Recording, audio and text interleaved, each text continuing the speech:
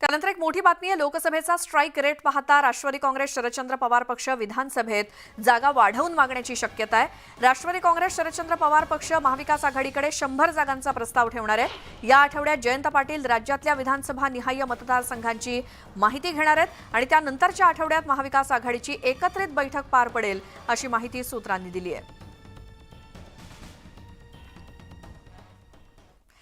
तत्पूर्वी महाविकास आघाडीने विधानसभा निवडणुकीच्या जागा वाटपाची चाचपणी सुरू केली आहे। विधानसभा निवडणुकीला अजून 4 महिन्यांचा कालावधी शिल्लक आहे। मात्र त्यापूर्वी निवडणुकीच्या तयारीला योग्य वेळ मिळावा म्हणून जागा वाटप लवकर पूर्ण करण्याचा संकल्प महाविकास आघाडीतल्या 3ही प्रमुख पक्षांच्या नेत्यांनी केल्याचं समजतंय।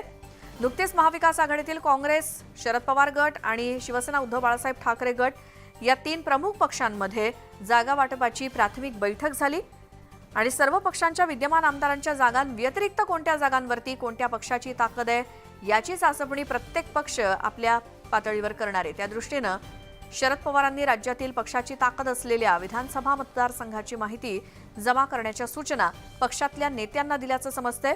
विदर्भ, उत्तर महाराष्ट्र, पश्चिम महाराष्ट्र आणि मराठवाड्यातील काही भाग आणि मुंबईतील काही भागात काँग्रेसची ताकद आहे, तिथे काँग्रेसला जास्त जागा दिल्या जातील।